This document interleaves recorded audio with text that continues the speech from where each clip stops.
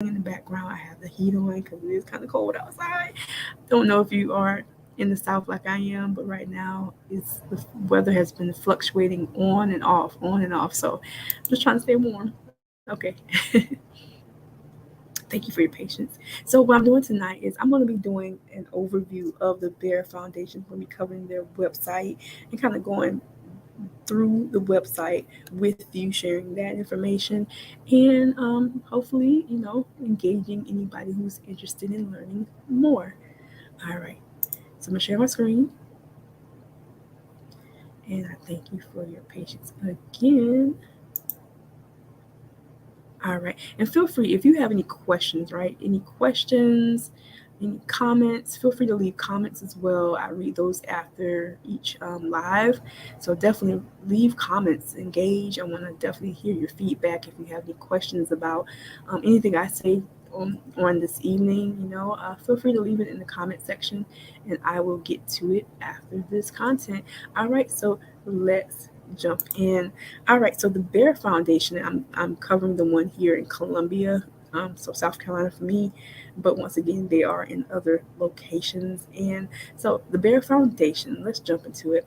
Uh, Foster Care Services in Columbia, South Carolina. They are a Christian foster care agency serving the Richmond County region. They are there to offer support for families, foster families, and children in need. And you can contact them to learn more about becoming a foster parent. So once again, if you're in the Midlands, this definitely applies to you. There's the Bair Foundation, there's Epworth Children's Home. You also have the South Carolina Youth Advocacy Program. You also have the South Carolina Foster Parents Association. I have a dynamic mentor, Dr. John DeGarmo, who runs something called the Foster Care Institute. I would definitely look that up when you get a chance and see what he does. He teaches aspiring foster parents and anybody aspiring to go into adoption and really needing service hours, trainings. He goes into all of that. But let's dive into the Bair Foundation. So let's jump into it. All right. So dynamic service here. All right, let's get into it. Let's go to what all they offer, right? Because, hey, you may know somebody out there, right, who is aspiring to be adopting or fostering youth. And if you're listening and can relate, definitely leave a comment in the comment section below. Want to kind of chat with you as well. But let's go on over their website. And once again, if you're tuning in, I'm doing my normal lives, which have moved to Saturdays at 12 p.m.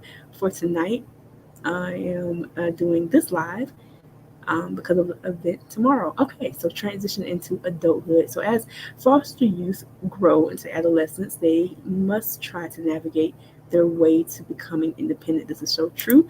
For those of you who don't really know, I'm your host, Shalene Michelle Tate, and I grew up in the Richland County Foster Care Services, and I emancipated out when my case closed at 21. So I was in there for 17 years, so I know all about foster care and that side of everything. So I'm here today, or really this evening, to kind of give you more of an in-depth view based off of some of these agencies like the Bair Foundation, Epworth Children's Home, South Carolina Foster Parent Association, Dr. John DeGarmo, and the Foster Care Institute, to kind of meet you right where you are if you have questions or you're thinking about going into adopting or fostering. Okay, let's jump in. All right, so from foster care to adulthood. So as foster youth grow into adolescence, they must try to navigate their way to becoming independent and responsible in a timely manner. Now, this is not always easy for those who can relate, who have kind of had to kind of really navigate life on their own. And you don't have to, let me say this, you don't have to have been a foster youth to have struggles to becoming independent. It says right here, responsible in a timely manner. I know the service does a dynamic job of helping these families and these youth right where they are. So this can be a reality in a timely manner. But in most circumstances, it's not always a timely manner for many. A lot of times youth tend to emancipate out. That means they age out of the foster care system, or they choose to leave by 18, which is, I think, the age that most, yeah, it says it right here, after reaching the age of 18, 20% of children who were in foster care will become instantly homeless. That is unfortunate. And anybody who knows me, I don't like statistics. I like to counter attack statistics, but unfortunately, this is very true. You know, a lot of times, if foster youth don't really have a great support system, if they, in other words, if they don't really have a dynamic mentors or positive role models, it's so easy for them to get out of foster care and then kind of either go back with family, which may not always be the best situation for them, or they may end up going with friends or just not really being where they can thrive. Let's say it that way. And at the end of the day, of course, the goal is for foster care youth, um, anybody who's going through those circumstances and scenarios, reunification, is always a goal, but at the best interests of the youth involved. So if they are emancipating out, maybe, and trying to go back with family, maybe going back into that situation may not be as healthy as opposed to, having a mentor, and that's another thing I advocate for. Hey, if you're out there, you are a youth advocate, mentor, a leader, a teacher, you don't have to have really been in these situations, but if you are really an advocate for a youth in any capacity, I feel like you as a leader definitely have to have more of a sensitive and keen view on what's happening around you and be more empathetic, or at least get someone who can be empathetic to the needs of the youth that's involved, right? Because a lot of times foster care youth become instantly homeless because they don't really have, or feel they have had really readiness. We have something called independent living skills that what's supposed to happen is, by the time the youth are preparing to age out of the foster care system, there's something called independent living. Each service is supposed to have that. Now, that is offered. Let me say this because it's different in different states. Everybody has different situations. And I hate to say this, but I just recently talked with a young lady who's dealing with this very thing. She emancipated out at 19 and she's going through homelessness right now. But there are local services in her area that is trying to help her right where she is. But a lot of times they go into homelessness, like I said earlier, because they don't really have the right connections. Maybe going back with family is not the best situation, good role models, or they just feel like they just don't really know who to turn to or if they can trust anybody. It says these teens face unique obstacles as they begin to leave care and dive into their adult lives. And once again, a lot of youth tend to want to leave at age 18. Um, when I was in the system, I chose to stay till 21 because I continued my education. A lot of times, youth don't really know that as well, right? A lot of times, a youth may feel like, okay, 18, I gotta go, because the reality is, if under, okay, let's say under supposedly normal circumstances, by the time a child turns 18 in most households, the expectation is that, okay, you're out on your own. I don't know if anybody can understand or relate to what I'm saying, but a lot of times in a normal situation, whether it's, you got both parents, or whether it's single parent, or whatever the case is, a lot of times, age 18 is the expected age of, okay, maturity, and you're becoming an adult. Unfortunately, for youth that's in these situations, it can always, transition out into that growth and maturity. And I know in 18 is seen as like you're an adult, but a lot of times, for these youth, just surviving, going through life and just surviving, like, depending on everybody's situation is different, right? For me, I was put in the system by age 3 to 5, that age range. Some people have siblings that they go in as teenagers and they may be separated. Their siblings may go to another home while they struggle to get into a home. Unfortunately, for a lot of teens aging out, it's hard to place the older the youth, the more difficult it is to place them, and not to get off on tangents, right? I'm just speaking from what I know and from experience, and just hopefully somebody can understand and relate, right? So, but let's continue, because the Bair Foundation for a lot of these youth becomes a resource, like it says here, resources for foster youth. So as foster teams prepare for their next adventure, whether it be college, technical school, or another path into adulthood, they will face many difficult and confusing challenges, especially without the support. Here we go, the support from family. A lot of times, this is still a reality, even though they've gone through the foster care system for whatever their circumstances. For mine, it was because of neglect. Both my parents lost their parental rights.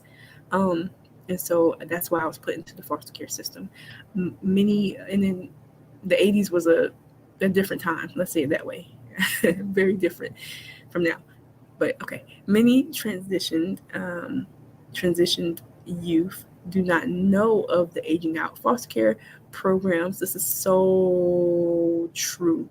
Programs available to help support success in adulthood. So what I was saying earlier, because then I got off on a tangent because I love to talk, as you know me.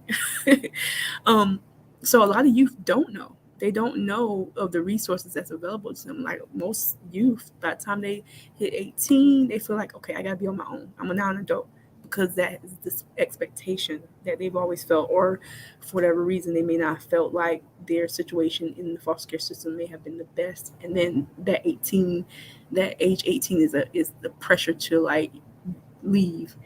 And I can't stress this enough. I say this all the time. These youth know. They know if you're empathetic, if you care. And a lot of times, I just hear of so many cases of just, okay, now that the funding from the agency has stopped, now the kid has to get out. And if they feel like they're not really truly, welcome still or belonging. And I just thank God for the foster parent that I had. Like my very last foster home, even though I was technically of age to like emancipate out of the system, I thank God for, the Myers who allowed me to still stay with them. They could have been like, well, hey, the checks, you're of age now. They could have straight up been like, the checks are gone and get out. And unfortunately, a lot of people deal with that. But they allowed me to stay while I was starting my college journey. And so, but a lot of the youth don't know they can ask for that type of resource. So what am I saying? If you are a youth currently watching this or whatnot, or listening to this, or you know of a youth that may need some resources, or you may be a mentor, advocate, teacher, whatever your role is as far as helping these youth, if you know of any resources, please share them with them. Because for myself, I can't speak for everybody else, but a lot of times I had to find out stuff on my own, and a lot of times it was after the fact. Like for me, I didn't know. I learned this well after the fact. When the system emancipated me at age 21, because I was technically then definitely considered an adult, I only learned years later that I could have continued to get financial aid assistance up until the age of 24. And so having that knowledge earlier on could have saved me a lot more monies of having to take out student loans and all that stuff. So, what am I saying? That was a life lesson, and I'm learning and dealing with it now. But this statement right here is so true. Many transition youth do not know of aging out foster care programs available to help support success into adulthood. And it says, with a little work and a lot of love, your foster child will leave your home ready to succeed as a hardworking member of society. Now, once again, this comes with communication, this first part of, not knowing about what's available to them. And then this next part with, with work and love and support.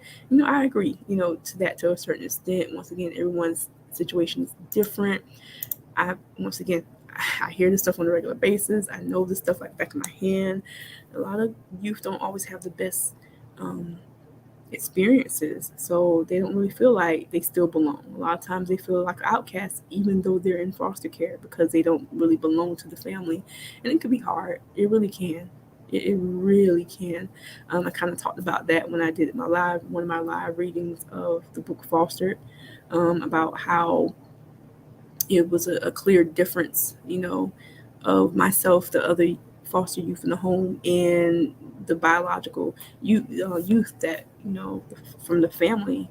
It was a clear separation. It was a clear difference. It's like everybody who entered in the home knew, oh, those are the foster children. Nobody likes to feel that way. That's why I call them gracefully chosen. You're a chosen child. That replaces the name of fostered, adoption, orphaned, and underserved. You are chosen. Okay, I get off on the tangent. Only 2.5% of children who grow in foster care graduate from a 4-year college. I really don't like statistics. I feel that might be a little higher. We just don't know them yet. Then if that's the case, I'm one of these 2.5%. I got my master's now with the grace of God. But anyway, with half a million foster children in the United States, attending school and paying for education involves some intimidating challenges. Yes, especially if you're not, don't really have a mentor or anybody there who could teach you about financial aid and not taking out student loans. I wish there was some kind of foundation or something in place. Okay, maybe I gotta do it. I don't know. Sometimes we gotta be the change we want to see. However, there are several programs that offer scholarships, grants, and loans. I wish there was a way to get out of this loan thing, but that are exclusively available to students who are currently in foster care. So if you are a foster parent or advocate or whatever your role is, social worker, guardian ad litem, that's the court advocate who goes to court, please talk to your youth. Please engage them if you know of any resources that can help them. Once again, a lot of these youth don't know what's available to them. A lot of them don't know about scholarships. And yes, I do know, I'll also say this, I do know that there's the, independent living that's supposed to take place in each agency.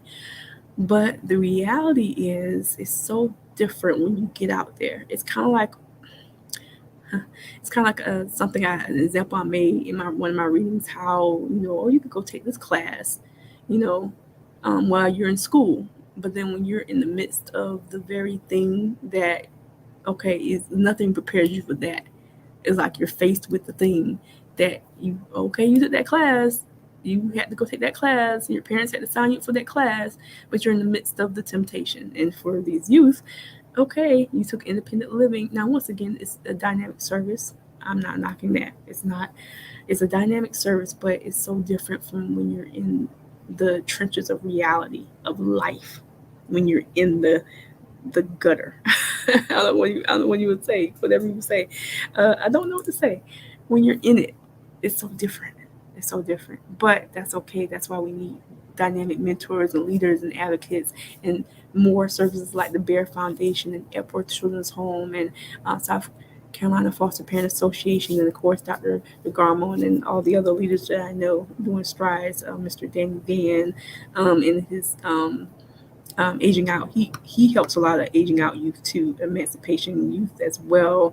A lot of leaders that I know, Mandy Lemon, she talks about PTSD and trauma, and you definitely have Cheryl Williams, who she came from trauma foster care, but now she's basically in the running for Miss World in New York. She has her face on a billboard right now. She was a 2022 Miss Southwest. So I'm going down the spill of all of these people because these are people who came from they came from the trenches of what statistics say you can only be. After reaching age 18, 20% of children who are in foster care will become instantly homeless. This statistic is a statistic, but it doesn't have to stay a statistic. But with the right mentorship, the right advocacy, the right help, this could change. This could be a success story. That's what I'm getting at. Let's continue, right? Because once again, if you're just tuning in, I'm your host, Shalina Michelle Tate, ex-foster child, but I'm current author. I am developing business leader, building some services, and I'm here to do an overview of the Bair Foundation, and this is local to the Midlands. I'm in South Carolina, but they actually have other areas, other places as well. Okay, let's continue because I could get into some tangents, right? Thank you so much for your patience. All right, so yeah, like I said, only 2.5%, as they're saying, graduate from a 4-year college. I'm doing some stuff now to kind of help change that. Goal is to help change that. Working on some stuff now, and I'm hoping within the next 5 years. And God only knows. He knows from day. That's why I say one day at a time. But the desire is to provide something to meet them right where they are. All right, with half a million foster children in the United States attending school and paying for it, and I already said all this, no problem. But yeah, if we get away from these loans, that would be dynamic.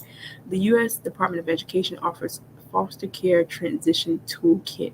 I would definitely, if you're a leader, adult, if you're interested in getting this to a youth, I would just read the stuff with them or get somebody who's knowledgeable of that. That's one thing. Like, it's one thing to say, point to like, oh, here's some scholarships, here's some student loans, but I feel like having a person with the youth that can break that stuff down, because you can go to school all day long, like as I did, and sign off, oh, I'm going to college, which is great, but then you have loans. I mean, there's some scholarships, but then okay, I'm gonna say it. I'm gonna say it. And maybe this is just me. And if anybody who's listening, is experiencing this or knows somebody who went through this, please let me know. So I just have a big question mark as to why for years we were granted the Pell Grant only to be told that we wasn't supposed to get the Pell Grant. And then now that's like a reimbursement, but I kind of thought grants you didn't have to pay back, so I'm not understanding why. Okay, let me. I'm sorry. Let's continue. I guess on tangent. Yeah. So in other words, what I'm saying is just have your youth get with somebody who can sit down with them and break the stuff down, whether it's any kind of scholarship, resources, financial aid, FAFSAs, all that stuff. It's so important because you can say all day long, oh, here's a scholarship, and they sign, is it a scholarship or is it a loan? What's the terms? What's the conditions? What does this mean for me? How does this work? I feel that needs to be a stronger effort, but that's okay. The Bair Foundation and other resources here kind of help do that. But us as advocates, leaders, aspiring foster parents and mentors and whatever our capacity is, if we could help attribute to the development of helping these youth with this information, that would be great. All right, let's continue. So they have a foster care transition toolkit. I feel that would pair really good if there's an independent leader that is hosting independent living courses via the social services local to you, and go over this foster care transition kit. And go over the FAFSAs and have the people there that can break that stuff down, which helps guide teens and provide resources to assist their transition into adulthood and specifically into college opportunities. You can also, I feel, talk about trades here, because the reality is not everybody is, wanting to go to college. I know that is a lot of goal for a lot of people, Okay, I know, especially in the minority communities, that a lot of times the expectation is go to college, go to college, go to college, which is great. But that if that's what the youth wants, the reason why I'm saying that is because, sometimes it can be discouraging if you're pushing a youth to be something to fill a void that maybe you want to have seen in the family. What am I saying? I'm saying that, maybe maybe you and your husband and the family has always been Clemson, but then you have a kid that comes along that says, okay, I want to go to Juilliard. Wait a minute, you want to go to Juilliard, or I want to I don't know, go to NYU. In other words, help meet the youth right where they are, discover what they like, or maybe they say, I want to be a Gamecock, even though your family's full of, what am I saying and all that? You got to meet the youth right where they are, and don't reprimand them and make them feel bad because it's not aligning with how you envision it should be. Okay, I dig off on a tangent tonight. Out of love, of course. So yeah, like meet the youth right where they are. I feel that's the best thing you can do, right?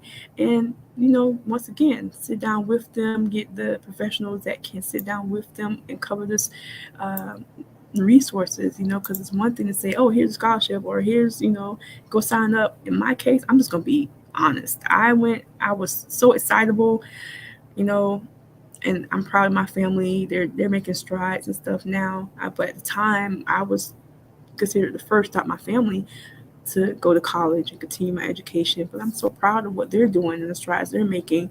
They're doing the same things. They're going for, and that's another thing. If you're listening and you're thinking about going back to school, college, go for it. Don't, you know what? Don't let anybody tell you, oh, you're too this, you're too that. Just brush your shoulders off and tell those people to go sit down somewhere, because you can do it. You can do it. If you want to go back and get that degree, go back and finish a class, go back and whatever that thing you felt like was on hold because of X, Y, and Z. In other words, don't let anyone hinder you. The biggest critic and the biggest person that can hinder you is yourself. Take it from somebody who knows, okay? So go back and do the things, or if you've never had the opportunity and you feel like now's the time. And so what if you feel like, oh, I'm the only 50-year-old? It's okay. It's okay. Why? Because, those memories last. But I do, as somebody who's gone through that, encourage you to do your research on everything, whether it's going back to school, whether that's getting into a new career, know what you're getting into. Is it worth it? Is it other options? That's another thing. If you are a mentor, advocate, leader, and you're trying to help youth get into college, find out all resources that can help them right where they are. Maybe they don't need to go take out this $50,000 loan, when maybe it's something free that they can listen to on udemy.com, or I don't know, there's a lot of free stuff on YouTube. In other words, help meet them, and maybe they're a tradesperson. Find what they can do with what they have. That's not going to make them be in so much debt. I think that's another thing too. I'm going off a tangent. College is great. I went through it. I went through grad school too. But the cost of all that stuff, when it's okay. I mean, it is worth it. Stuff I did, it was worth it, because it's adding to a lot of stuff I'm working on. But for those of you who are wanting to help a youth and they're still fresh and they're just out of high school or whatever their case is, help them find ways that's more less cost effective, but adds more value. There's a lot of stuff okay, you understand what I'm saying. Let's continue. Oh, and it's saying, here we go. It's saying what I just said earlier. Let me read it, because I just saw it. It says, the education section offers tutorials on financial aids. That's what I was just talking about earlier, as well as tips on what to look for when choosing a college. I wish I had this when I was coming out of DSS, but that's okay. This guy also offers suggestions if college isn't an option. That's what I was talking about earlier. The reality for a lot of youth is they don't want to go to college, but they shouldn't be reprimanded for not wanting to go. And I know, especially in the minority community, college is the goal, and you're the first out of the family, and you could, and that's great if that's what they want. I don't feel like it needs to be forced. I really don't. I don't feel like it needs to be, and that goes along with careers in schools.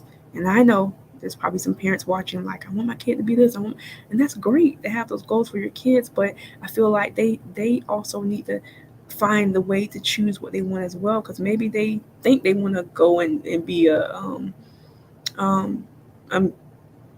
don't know what, mechanical engineer. I don't know. And then some people get in there and after 2 years and that's not what I want to do. For me, I'm just going to be transparent. I went in thinking I want to do this and this and this. And then I'm now, here, and I'm realizing, what?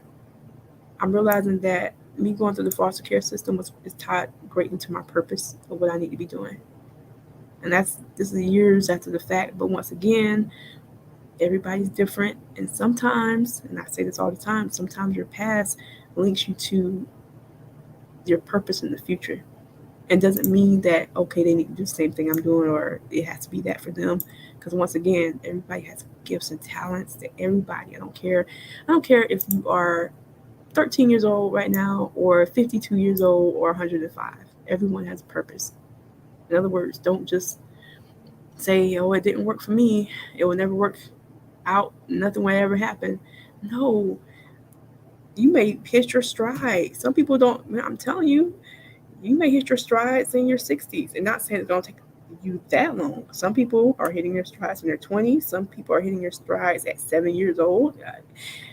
Everybody has a different story. That's what I'm trying to say, right? So many organizations and programs are trying to help each child receive an education. There are private funds and state-specific funds earmarked for eligible foster youth to apply for national colleges and universities.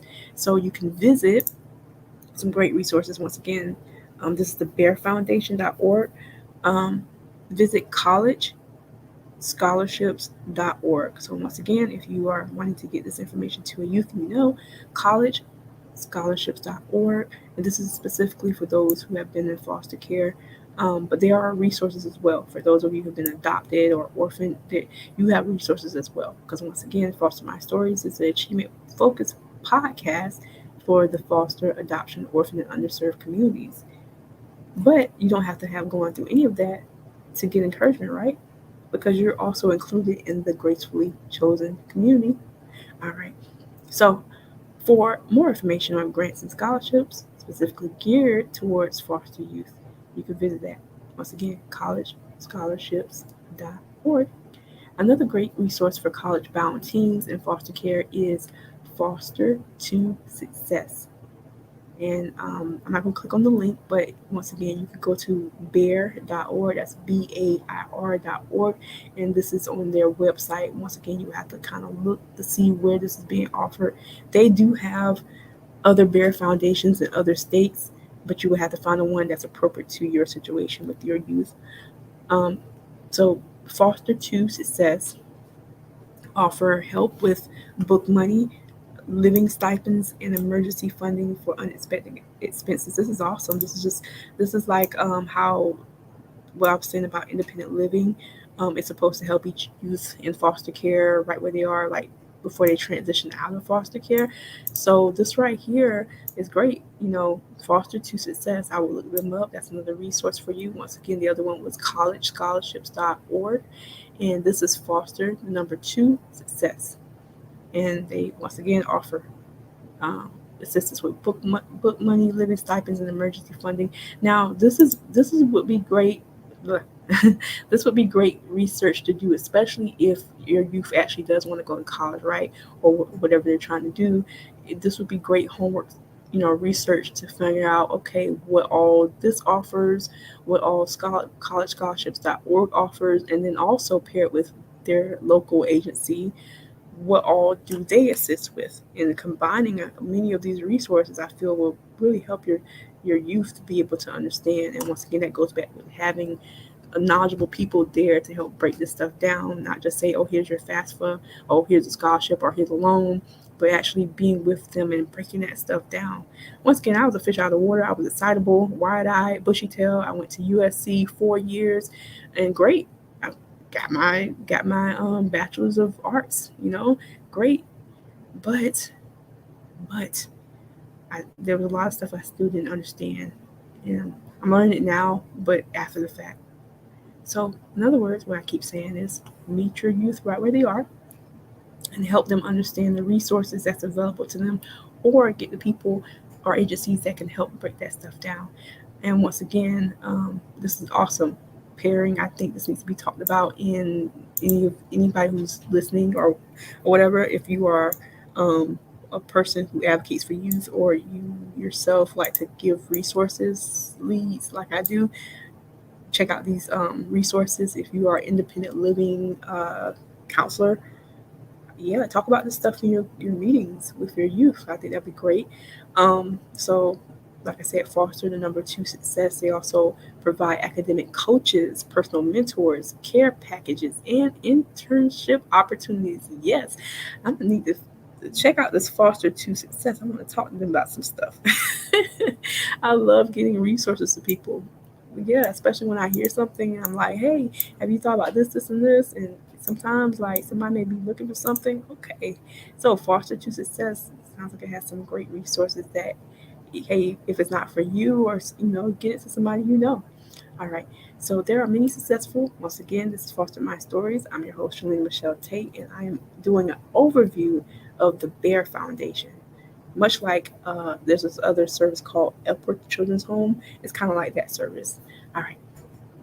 So there are many successful and sustainable mentorship programs throughout the country that offer guidance and support. Once again, you can follow me as I'm going through this overview on BAIR.org. I'm on the first page, and this is the overview. All right. Offer guidance and support for teens. So you have the National Mentoring Associations. I was talking about some of this stuff earlier.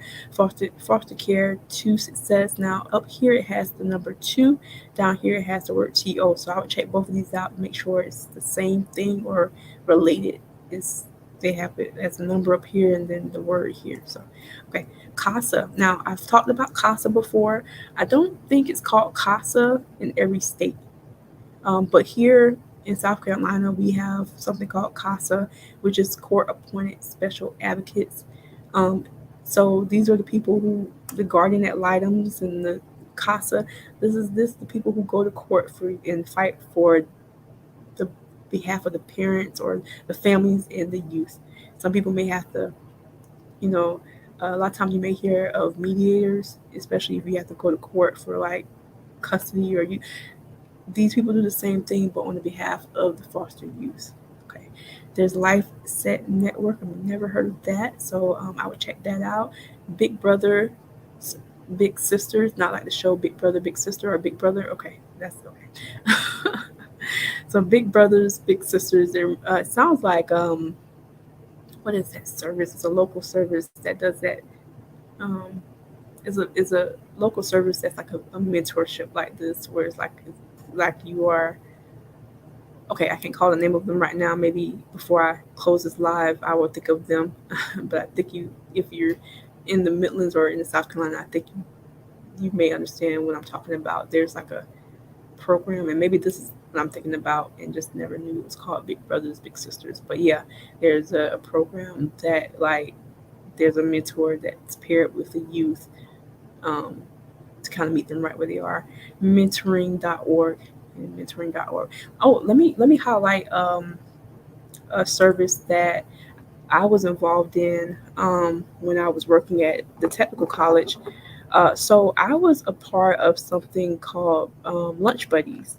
I don't know if that is at every school, but there's a program called Lunch Buddies where volunteers like myself would go and eat lunch with a kid that most of the times would fall into that underserved category, or for most of these kids, foster care category. And of course, we don't talk to them about their situation, but we're like a kind of like a support for them. We'll go sit down and eat lunch with them.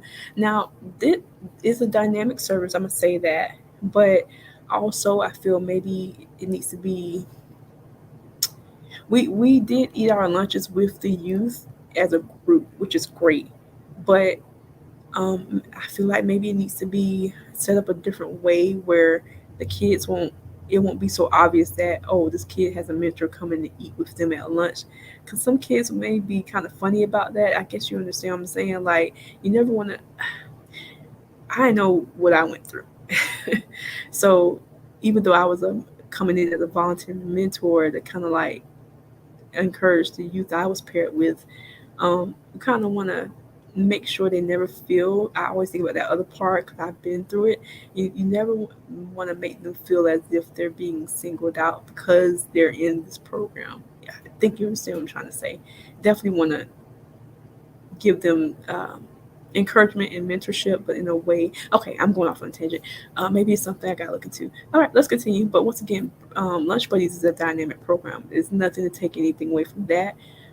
Once again, it's a program. I'm not sure if every school has it, but it's a program where mentored volunteers will come and they're paired with a youth that kind of falls into that category of underserved, and then sometimes you may have a foster child in the midst. But of course, we don't talk about their situation with them, of course, but we kind of encourage them right where they are to kind of like, see how they were doing during the week, seeing, what stuff they want to work on, and just kind of like being there for them in the midst of whatever the thing is, like just a buddy, like it says, lunch buddy, right? All right, so I appreciate your patience. And once again, I'm covering the Bair Foundation. I would have done this tomorrow, but I have an engagement. So let's continue. And because of the sake of time, I'm just going to kind of speed things up just a bit, because I know some of you probably have to go to work tomorrow and got some other stuff going on. So, but yeah, I'm basically going to stay on the first page. I'm kind of going to summarize the rest of the stuff, but I'm going to finish reading the first page because that's what I just went through. All right. So, the Bair Foundation also encouraged you to read Foster Club's It's Tea Time to become familiar with steps each foster child should take before they leave care. This is awesome. This is awesome because, unfortunately, like I said earlier in the live, there are youth that do end up homeless. Going back with their family is not the best situation. They may, yeah. So any resource, that's what I'm trying to say, any resource that you may know of that can help the youth, please let them know. Let them know, what's there for them. So Foster Club recommends 21 things to do before they transition to make sure they have a successful journey into independence. I'm going to check that out. It's tea time. That sounds like it's awesome. That sounds awesome. I've always said there needs to be something like I'm working on some stuff too, but it needs to be something that's like helps with a smooth transition. It's not always awarded to everyone. Okay. So become a foster parent. So like I said, the Bair Foundation is much like a service called Upward Children's Home, which is local here to the Midlands or whatnot. And each service does a phenomenal job meeting the families and youth right where they are. So become a foster parent. So the summer between high school and college is crucial transition point for foster teens where they are expected to become fully independent adults. This is what I was talking about earlier. This is very hard because, once again, under quote unquote normal circumstances, and if you know me, I like to counter a lot of statistics. Well, statistics say that because of your situation and you grew up in a single parent home or you grew up in foster care, you're going to be like this. That's not always the case, and unfortunately stuff don't always fall into place, and you don't, even if you do become a statistic, you don't have to remain defeated like one. In other words, you could become a statistic but still go on to do dynamic things, as a lot of the people I'm connected to have done and are doing. All right.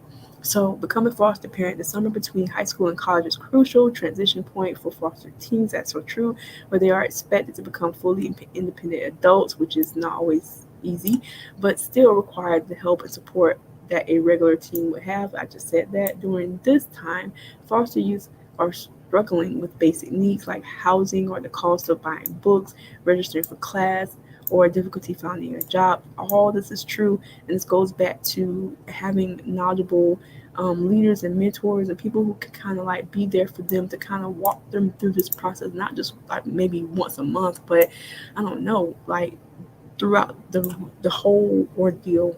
They need to have somebody that's knowledgeable about those FAFSA forms, financial aid, to see if even taking out loans is the best option. Man, I will say this. Now I'm forward thinking, like, okay, that happened. I gotta, I'm moving forward.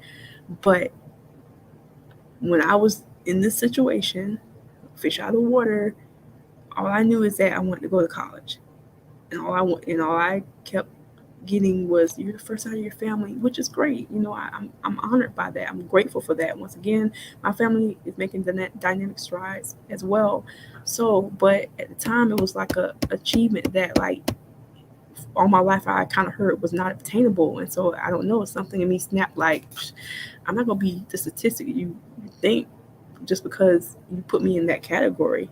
And I don't know, it was a snap to, like, I don't know. It just, I kind of took it and ran with it. But This is not always easy, especially when you're talking about, man, the cost of books alone is ridiculous. And then registering for class and knowing where to go. Sometimes it's not always easy to find a job, right? And then because you're over here trying to, you know, and then that's another thing. Here's another thing, housing. Okay, once again, I was blessed to have a foster parent who, I hadn't aged out because the system basically emancipated me. I didn't emancipate myself. Once again, a lot of youth do leave at age 18 because unfortunately that's the expectation of you're an adult. But a lot of people are not ready. They're not ready for life. It's so big, it's so much like going through foster care. I'm gonna just say it, going through foster care for however long you went through foster care. For me, it was 17 years. For somebody else, it may have just been like a month. But then you are then thrown into, okay, now you gotta be an adult. That's hard. And then if you don't have the right mentors or the right, positive environment, you may find yourself reverting backwards or going back with family or going into like relationships and just different things. You just stuff that forces you to grow up into the reality that you are now an adult. And a lot of times you may not be at a maturity, not because of age, because once again, you could be 18 and very mature than most adults. Adults. What I'm saying is, a lot of times when you have gone through a not really normal situation of being a foster, adoption, orphan, underserved person, you have to kind of go through twice as hard as somebody else who's had that support system. That's what I'm saying. So this stuff will be 10 times more of a struggle trying to get your books and then find out where you're going to stay. Like, once again, I had the foster parents that was like allowed me to still stay with them on and off while I was going to USC, and then until I decided to transition and start staying on campus. But some people don't have that. Textbooks, register for class, where to go, and then are they really thinking about jobs? Yes, that's a great thing to want to get a job, but I will say this: if you do have a youth who is college bound, let them know about what's available to them. And once again, we're talking about convenience that's there for them there on campus. There's something called work study that they can do on campus. And of course, once again, this will go back with having empathetic leaders and mentors that can explain all this stuff to them and break that stuff down. Because, it's one thing to say, oh, there's work study, go get a job. There's another thing to say, no, if you do work study, this applies. These are like helping with the credits that apply to your school, and then you're getting job skills at the same time, and then maybe you can get work study in a field closest to what you're wanting to go to school for, and then by the time you graduate, you probably could obtain some more scholarships and some opportunities and maybe some internships to kind of like continue to progress your efforts. That was yeah, that wasn't really broken down. It was like maybe a fraction of a breakdown, but not really a real breakdown. It's like, yeah. All right, continuing because I could go off on a tangent. So this is a gap that needs to be addressed. Of course, I say this 1,000%. Yes, this is a gap that needs to be addressed. Fostering teens gives you a chance, and once again, they're talking to the foster parents and whoever's mentors and leaders, and yeah, if you're a teacher, once again, teachers, y'all know students, and y'all know which students is who and what, and of course, to protect their identity, you don't say, "Oh, that's a foster child." No, but there, as a teacher, you could also make them feel welcome. Also, one-on-ones or whatever, or get help, suggest to their mentors, their advocates, their social workers, some resources and stuff you feel may help them further. That's all I'm saying. Fostering teens gives you, whoever you are, a chance to teach them life skills that foster care does not adequately prepare them for. Bingo! I kept saying that the whole life. It really doesn't. I hate to say that, but it doesn't. It doesn't. It's one of those things where like it's like you're in it and you're just trying to survive, and then you have to then go out into life and then try to survive even more. And then if you're not college bound, here's another thing. Let's break some other stuff down. If you're not college bound, right? You may know a teen that is like, okay, what if they don't want to go to college, and what if they're struggling to find a trade? it's like they gotta start fresh because and then what if the foster parents wasn't as empathetic as the ones I had and be like, okay, the checks are now done, so you have to get out. Unfortunately, I know of so many stories like that. So that's the reason I'm expounding on that. What then? Oh, or for me, I aged out, or the agency shut my case because I was 21. Okay, so I feel like that gap between 18 and 21, there needs to be some mentors or somebody there saying, hey, there's some resources here that can help you. Of course, I didn't find out till after the fact. There shouldn't be no reason why by, after 24, I hear, oh, by the way, DSS would have helped with what? You could have gotten more scholarships with what? And you know what? I'm saying that, but maybe that was something new put in place that I had no idea about. Maybe something got passed that I didn't know about because I definitely didn't know about that. So in all my little tangents, I'm saying if you could be a resource for these youth in any capacity, do that. Whether it's just pointing them into scholarships and jobs and opportunities and internships, they need that, especially when they're transitioning like this. Yes, we talked about the cost of books and just that, and then you're trying to get them to find a job, which is great, but once again, help them understand, like, okay, if you're finding this job, what is this job? Is it something you want to do? Or maybe we could find you an internship, anything that's going to help you progress in life. And then once again, let them expound on, I would sit down and talk with them. Hey, what is it you want to do? All my life, I've had people tell me, and I'm just speaking from the youth point of view. All my life I had everybody tell me what I can't be and where I can't go or what I ought to be and what I should do. But nobody's listening to me when I say I want to do this and this. They feel it's a waste of time. And you know what? The biggest thing is letting them try, letting them try. Don't shoot them down and be like, oh, that's impossible. They hear is impossible their whole lives. Okay, tangent, right? So this is a gap that needs to be addressed 1,000%. Yes, fostering teens I said this already, gives them skills. Fostering teens gives you a chance, mentor, teacher, leader, advocate, life skills that foster care does not adequately prepare them for. So true 1,000%. Your influence as a foster parent, advocate, teacher, leader, social worker, CASA, which is a court appointed advocate, mentor, whatever your role is, whatever my role is, our influence is to help assist these kids, these youth, right where they are in the best capacity possible. And to help during the transitioning period, maybe the support needed throughout this difficult yet exciting time. Yes, it very is. It's can't remember words out. It was exciting. It was very exciting to be able to have this opportunity. Now, this opportunity for me didn't come easy. I couldn't just go to USC, right? I had to go to Midlands Tech first. There was some academics that I needed to kind of like have before transitioning to USC. It'll be another hour if I break down how I just feel like it needs to be one. Okay. Anybody who knows me, if you're not going to be a teacher, I don't need 6 Englishes, 6 maths, 6 socials. Okay.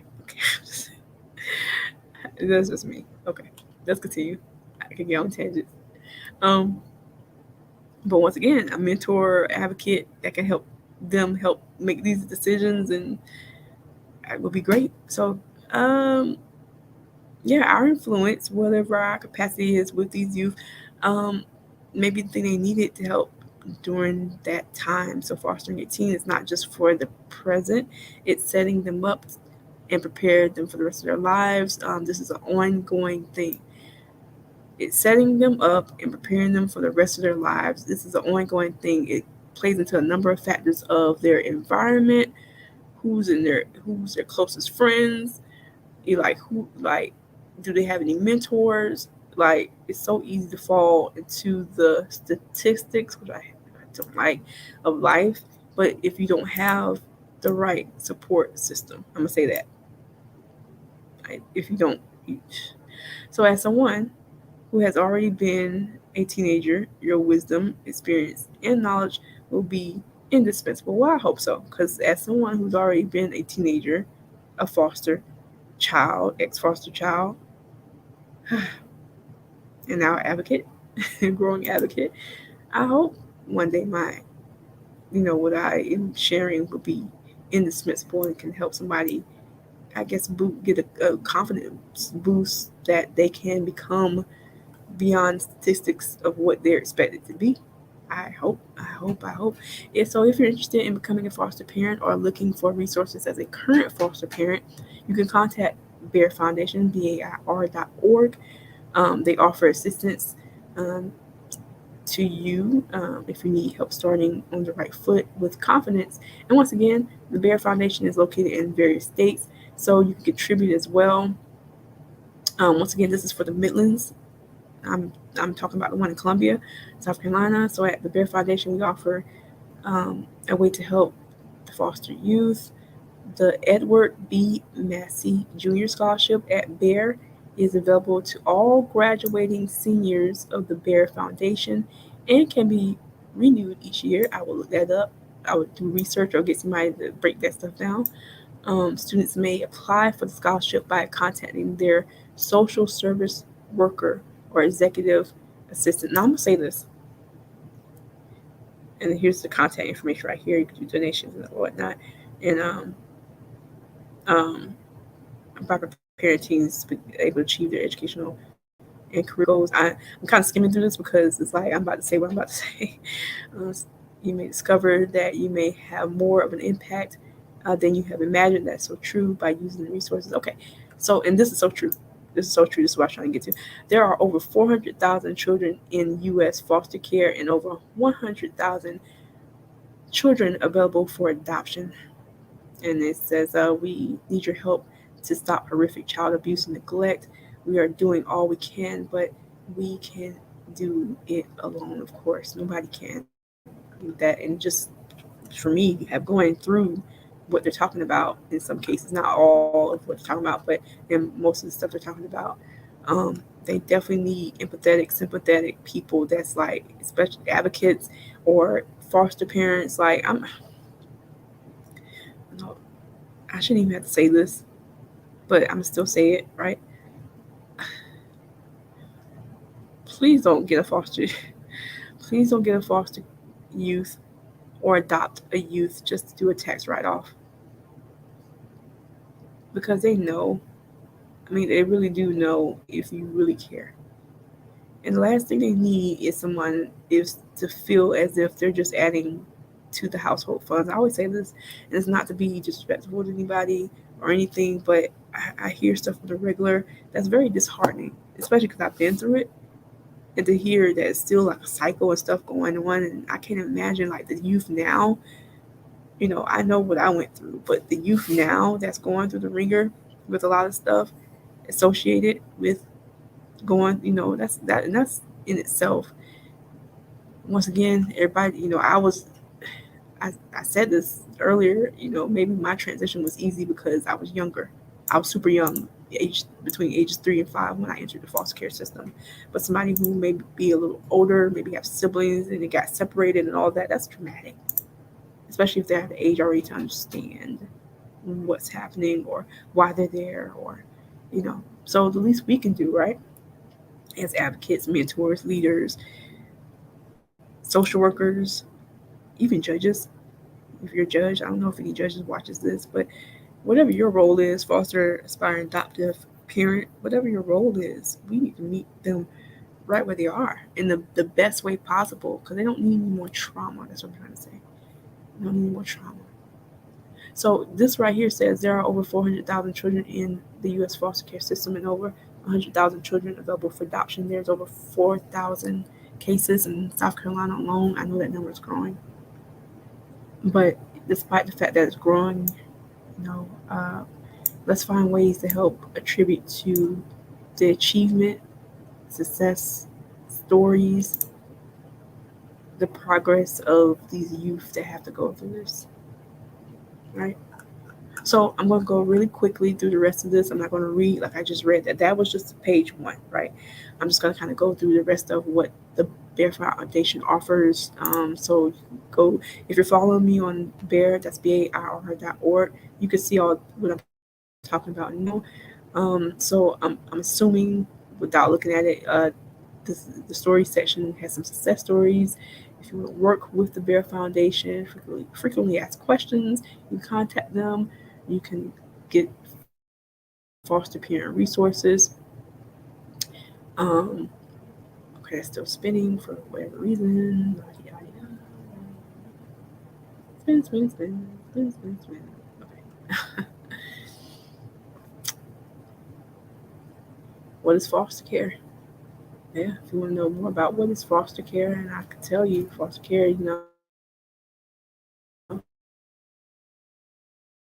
it's a temporary placement of a youth in a home that's non-related. Now, once again, foster care has also incorporated kinship care, which now allows relatives who to become foster parents, whether you're an aunt, uncle, or grandparent, to now be placed in this area. And once again, if you're thinking about becoming a kinship parent, much like the process with fostering and adoption, you have to be able to pass whatever their assessments and their stuff. You have to be kind of like, your home has to be acceptable. Your situation, it has to be lined up. So I know there's some people out here be like, well, I'm the aunt, I'm the this. Yeah, but I'm glad, at least I'm glad that it kind of tightened up. I know there's still a lot of progress that needs to be made, at least from my point of view. But I'm so glad it tightened up a little bit more with the system, the agencies where there's inspections, right? I feel a lot more progress needs to be made. But when I was coming up, somebody could just, a nosy neighbor could just make a call, and then next, unfortunately, in my case. So I'm gonna just give a snippet of for those of you who don't know, why did I get taken into custody for neglect. So I grew up in the 80s, right? And at the time, cell phones wasn't like a thing, at least not as big as they are now. Like, to the point where, long story short, my dad. I remember staying with my dad when I was younger. Like, I was always with my dad, and I remember being dropped off at daycare, and he just didn't have a cell phone or anything to just say, I don't know. He says he always got off late, and anyway, because of me being at the daycare late, they had to call social services, and then a social worker came to the daycare, and next thing I know, I'm in foster care for neglect. That was the 80s. Now you have to do some thorough investigations, and it's stuff they have to be able to, have to prove some stuff, right? Okay, that was a minor tangent. Okay, so that was just a snippet into who I am. And once again, if you have questions or whatever, reach out to me, right? I don't mind talking to you. So, like I said, get to know us, see the Bair Foundation program at work. Yeah, you could listen to some of these inspirational stories. Yeah, 2,189 days in care, and today got, so they're talking about the guy adopted. I didn't even see the rest of that. For teens in foster care, adoption is a lifeline. Now, I'm gonna say this: it's phenomenal if a teen can be over the age of 13 and get adopted. I know it's harder because a lot of families prefer the little ones, the babies, the youth, which is nothing wrong with that. But a lot of the teens that have gone past that age group, they need support too. So after nearly 6 years in foster care, yeah, 6 years, wow, Darren has found his forever home, surrounded by love and support. That's amazing. See, I love hearing stuff like this. Like, statistics could go take a seat somewhere, because I'd rather hear the support, the success stories, the achievements, which is why Foster My Stories now exist, because I want to hear and now tell achievement focused content surrounding the foster, adoption, orphan, and underserved communities. You can hear all day long on the news and media the statistics of what we're going to be, or what we can't become, and what we can't achieve. But I want to hear stories like this.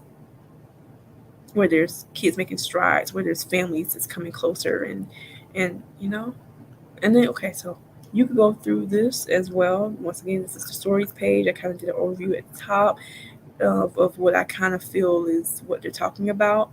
Um, but yeah, go through the list of this stuff right here. Foster today. What is foster care? And then they talk about adoption, and I just talked about it. What is kinship care? Kinship care has now been added to that group. Why? Because once again, and some people watching may have been raised by a grandparent. Well, at the time, you didn't know you was in something called kinship care. Well, that's because it's fairly new, right? It's now a thing where now, okay, I shouldn't have to say this, but I'm gonna say it anyway.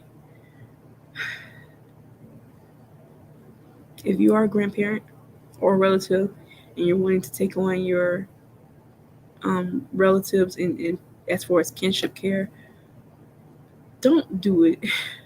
I shouldn't have to say this, but don't do it if all you're looking for is a tax write-off and a stipend from DSS.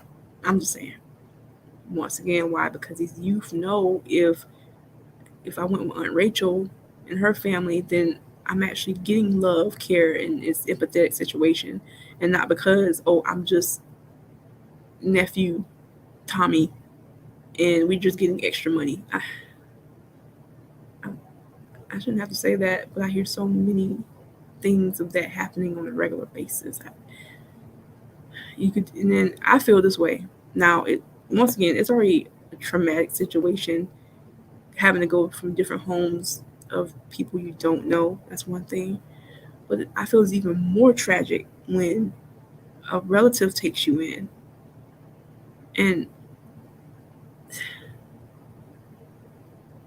And that's like even more traumatic.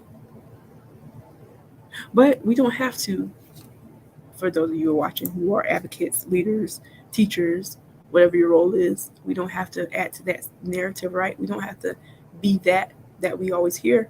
We can be the exception for these youth, whether through foster care, maybe adoption, kinship care. I'm going to go ahead and add this. There's something called respite care. A lot of times you may hear something called respite care as it relates to the elderly. Well, there's something called respite care that a lot of foster youth have to unfortunately go into when, now, okay, it's okay if the foster parent wants a break. There's nothing wrong with that. But like, if a lot of times I've been through this, so I'm just kind of going down a memory lane. So a lot of times you may hear me say stuff. I'm only saying it from experience, and I'm hoping it's not continuing for somebody. But when my foster parent wanted a break or wanted to go on vacation, I was always stuck somewhere called respite care. Now, it's okay if it's a necessity for something, emergency, whatever. Once again, because I encourage, like, take those youth on vacation with you. Now, if you can't, that's understandable, because we already know, like, you do have to now get permission from DSS, or you have to like follow all the protocols. But if it's just to stick the kid in respite care every vacation, you mean every single vacation the kid has to go into respite care like I did? Okay, tangent, right? I'm doing all that, but you know what? My last foster home, once again, the Myers, is phenomenal. I thank God for them. I actually got to, and that's the first home I've ever, second home, I actually got to actually go on vacation with them and actually feel as if I was part of the family. And I wrote about this. Come to find out, graduation, I learned that I was actually cousins to my foster father. Yep, I learned upon my graduation, high school, that I was related to my foster father. Man, God, y'all say God has a sense of humor. Okay, and that was the very last foster home I was in. So I basically at the end of it ended up with the family still. Okay, continuing on. Yeah, but kinship care and respite care. That's what I was talking about, respite care. Okay, if you maybe being a foster parent, adoptive parent, maybe kinship care is not for you, consider being a respite care provider. Respite care is kind of like a pit stop of, once again, like, for whatever reason, if the foster parents need a break, which is not a bad thing, or whatnot, and you need and once again, the respite care providers are certified to be able to um, be temporary placements for the foster youth. A lot of youth have to go to these homes when they're transitioning to other more permanent foster care placements or foster care homes. Consider being a respite care provider. I from my experience, I have met some of the most dynamic people in respite care to the point where, like, man, I wish I could live with you, and you're just a temporary stay. Like, it may be because they know it's temporary, so but what about that too? My respite care provider ended up being one of my school teachers. Go figure. Okay, let's continue because anybody who knows me, I love to talk. Okay, services, foster care services, family services. I talked about that as well with Airport Children's Home. Kind of similar structure in a way, but both of them are phenomenal um, organizations. So they help with foster care, family, adoption services, kinship care, structured intervention, treatment, foster care. Epworth Children's Home has that as well. Behavioral health services. So does Epworth have that as well. So they basically try to meet you and your family right where you are, based off whatever your situation is. Right. Okay. They got support, church engagement. All right. Here's the locations I was talking about. Let me go to that. Because once again, I was just reading from, and of course, every location is going to be different. So if you are interested in this content, I would reach out, especially if you're one of these other locations is near to you, or at least you can help get the resources or tell somebody of the resources that you know that's in these areas. Okay, so yeah, find a state. Let's see what they offer. Okay, so according to the drop down, getting late, right? Drop down, they are located in Kentucky, New Mexico, awesome, North Carolina, Ohio, Oklahoma, Pennsylvania, South Carolina, where I am, and Texas and Virginia. So if you are in Kentucky, New Mexico, North Carolina, Ohio, Oklahoma, Pennsylvania, South Carolina with me, give me a shout out. Texas or Virginia, you have a Bair Foundation that's in your area. I will look them up and reach out to their office and see how you can get involved. Okay, and then of course, as you go further down, it'll tell you specifically where in that location they're located. And okay, so South Carolina actually has 3. Okay, we have Charleston, Columbia, which is the one I'm talking about right now, and Greenville. Awesome, awesome. Texas have a lot of locations. So does Pennsylvania has a lot of locations. Okay, and Oklahoma has 1. Tulsa. Yeah. Okay. All right. So that pretty much was an overview. I know it's getting late, people, so I really appreciate your patience. Thank you so much for being gracefully chosen, right? And what is gracefully chosen? A new name I like to call those associated with, and not just those associated with it, because you could be gracefully chosen because you're just listening to me babble on right now, right? Gracefully chosen is a new name I like to give those associated with or labeled fostered, adoption, orphan, and underserved. It's a new name. Why? Because people don't like to be called, oh, that's a foster child. Oh, you were adopted. Oh, that was an orphan. Oh, you come from an underserved community. No, you're gracefully chosen because you have a purpose beyond statistics, a purpose beyond your current situation or your past, a purpose beyond whatever someone's saying your future is going to be. So whenever your circumstance, I kind of hinted at this earlier, if you want to go back to school and you're 50 years old, go back to school and don't care what no one says. If you're wanting to open that business and people are telling you it's impossible, don't listen to them. You get around the business mentors and leaders that's going to pour into you and encourage you right where you are. If you have a youth that tells you, even though your family is full of Clemson Tigers, they want to be a Gamecock, don't beat them over the head because they want to be a Gamecock. In other words, try to meet them right where they are. And listen to them and find out what they want to do. Maybe they want to get into NYU and Juilliard like I wanted to, and I didn't think I could. No, I never got into those, by the way. I never tried. That's another thing. Communication is key. When I was still undecided about what I wanted to do, I was like, I would love to go to NYU, but I never thought the state would pay for it because once again, I was awarded to court. I was in foster care. Come to find out after the fact, they said, yeah, we would have paid for it. What? Why am I saying this? Is because communication, like, you know what? It may just be you as a leader, advocate, mentor, social worker.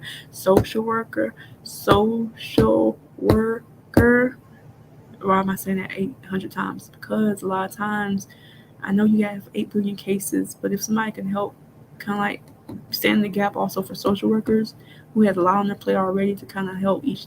I know, I have so much on your plate.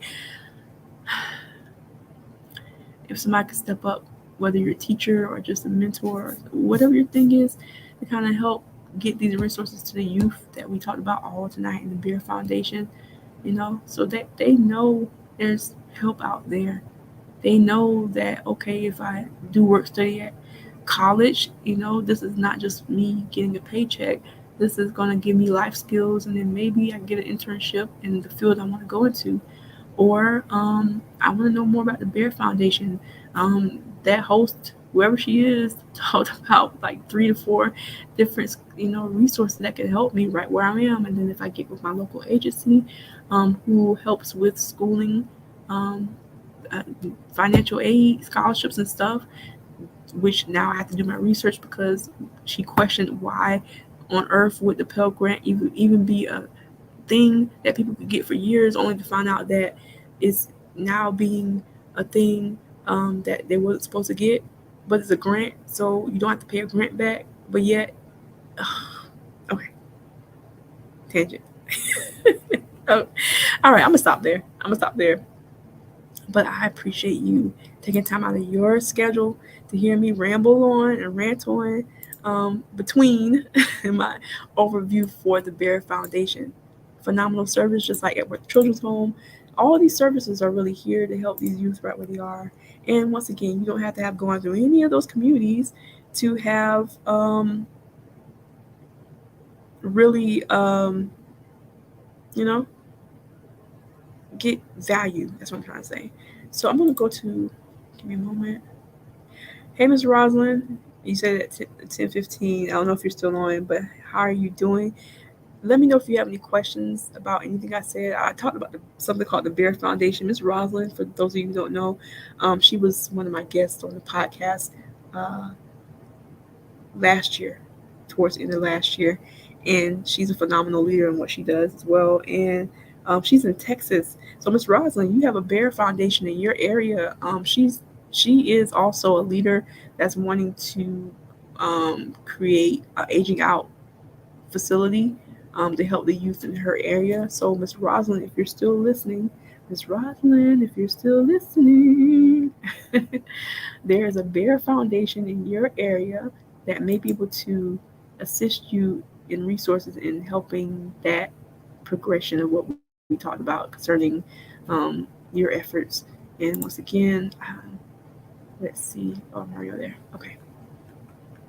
Ms. Rosalind, you have so many choices. I don't know which one is closest to you, but there's 7 locations in Texas that the Bair Foundation has a setting in, which is phenomenal. I think any of these locations hopefully will be able to partner with you or assist you in what you're looking to do, right? All right. So as you know, I can ramble on as I do. And Ms. Rosalind, I appreciate you for listening, and all the other listeners who I can't see that I know have probably logged on. I appreciate you for attending this special live. Once again, the Foster My Stories podcast has a new date and time, Saturdays at 12 p.m. Eastern Standard Time. But I have an event tomorrow, so that's why I'm rambling on tonight, and it's getting late. But once again, I covered the Bair Foundation. If you want to know more information, you can, let me go back to it, go to bair.org. That's bair.org. And then, especially in your area, find that information and go back. I will go back to the very first page about, and then snag those resources to those scholarships and stuff I was talking about for the youth that's, about to age out. Okay. Well, I appreciate you once again for tuning in to Foster My Stories, the Achievement Focused podcast for foster adoptions, orphaned, and underserved communities, not excluding everybody else that's listening, because once again, you are part of the gracefully chosen community. You are much appreciated for taking time out of your schedules just to hear me ramble.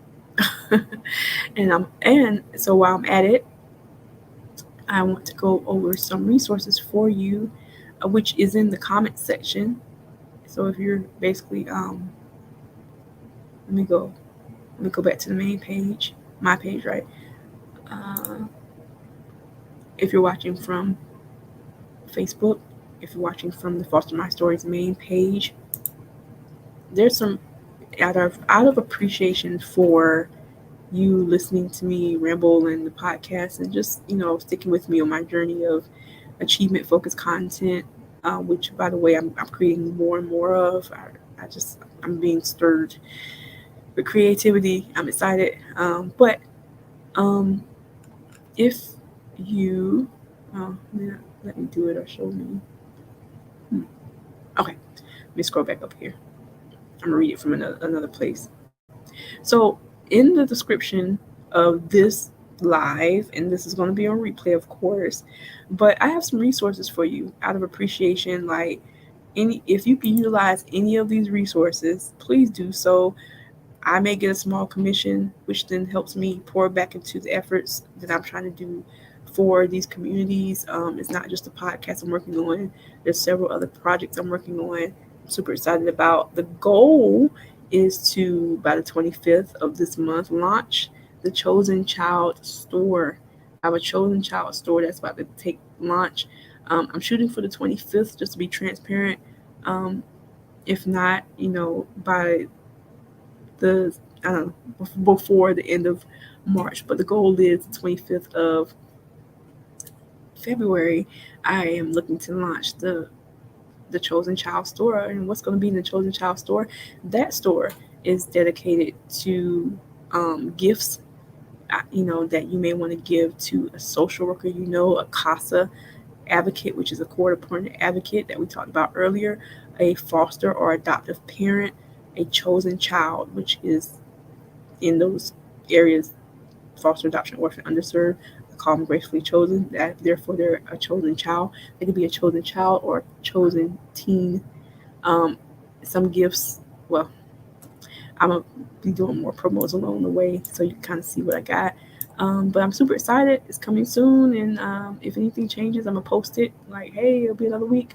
But just know that all the efforts is like strategically growing, because I want to give you the best content, right? Sometimes I gotta go tweak stuff, but hey, it's okay. All right, so out of appreciation for you hearing me ramble, I have resources for you. You can find them in the description of this video, but I'm going to go through them here. Once again, if you could use it, it helps me out with a small commission, which then, of course, I'm going to use support back into growing efforts of what I'm doing, achievement-focused content for those communities.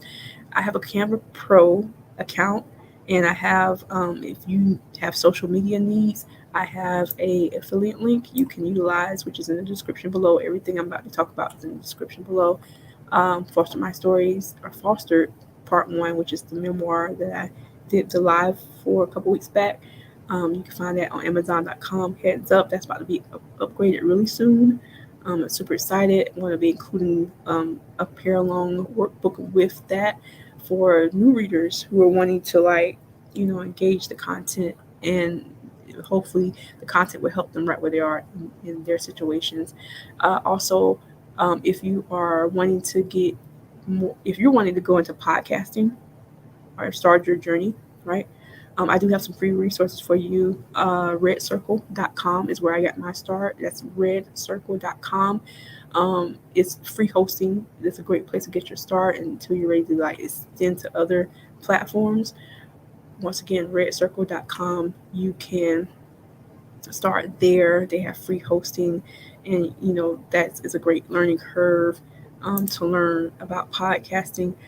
For me, I binge watch countless YouTube. I'm just be transparent. I binge watch a lot of YouTube videos, and then I already knew what I wanted to talk about, but when I watched those videos, it just lit a fire under me even more. Um, to like, and then to the point where I actually got equipment, that I'm talking through now.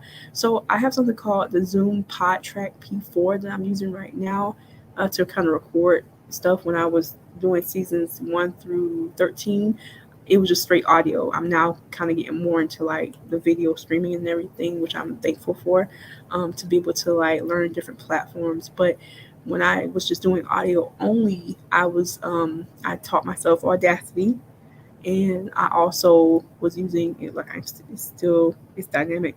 I'm using this Zoom PodTrack P4, and it really helps when I want to do you know uh, quality sound and just different things like that. Audacity is free to use, and I have a link for the PodTrack that I'm using. You can find on Amazon. Once again, if you decide to get it, that helps me out with a small commission.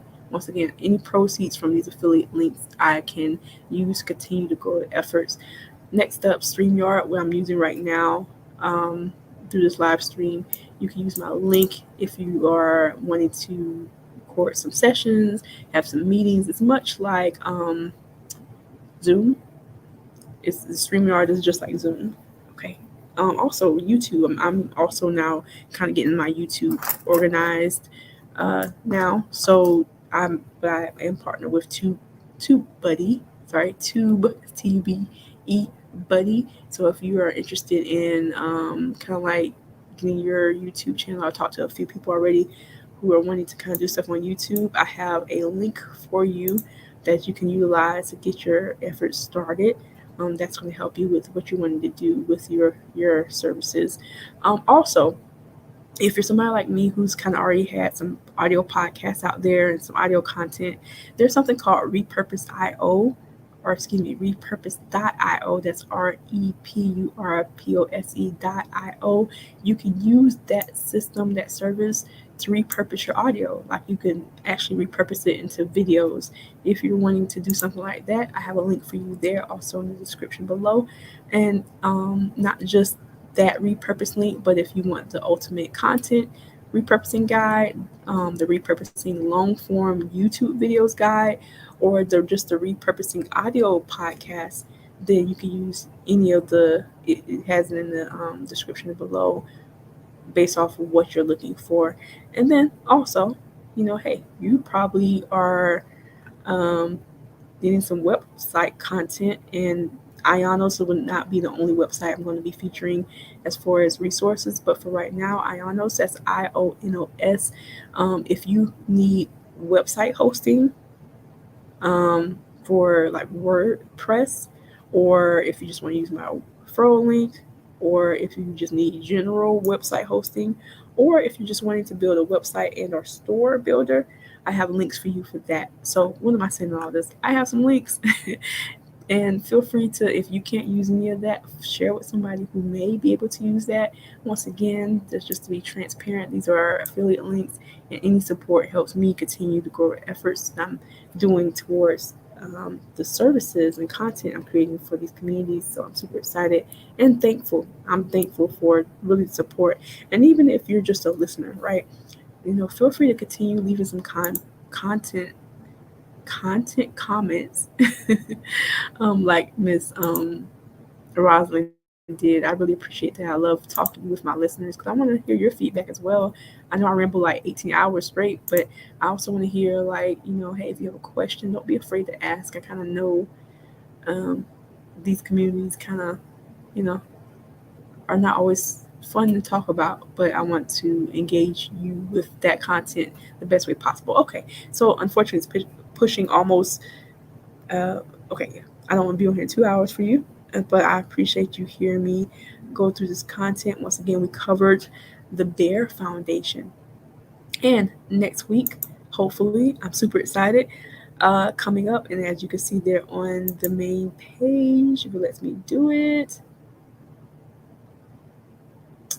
Yeah, so back on the main page, up where it says the 18th, which is a community review, the 25th upcoming, let me scroll back up right here, 18th community review, which is the Bair Foundation I just covered, and the 25th upcoming news. Yeah, I'll do some announcements, and that's also supposed to be the launch day of the Chosen Child Tour. So be on the lookout for that. Once again, I'm gonna post if anything changes, because as with what I do, there's always something that's changing. No worries though, if it doesn't come out on the 25th, I'm gonna keep you posted for updates, because a lot of times I get into almost a perfectionist thing where I sometimes it's like I done already tweaked it like 5 times. I need to stop. Okay. All right, but I appreciate just your support and just a lot of your encouragement to continue forward. All right, well, thank you so much for taking time out of your schedule. I'm your host, Shalene Michelle Tate, host of Foster My Stories, the Achievement Focused podcast for all those dynamic communities, foster, adoption, orphan, underserved, and you're also gracefully chosen because you're listening. And stay tuned for the next episode for next week, talking about the Chosen Child store, and also talking about upcoming news. And this month is pretty much almost over, so I'm excited for the new content that's coming up next month, the month of March. All right, so thank you so much for taking time out of your busy evening. You take care. Mr. Roslyn, thanks for the shout out, and I hope to speak to you all very soon. Take care.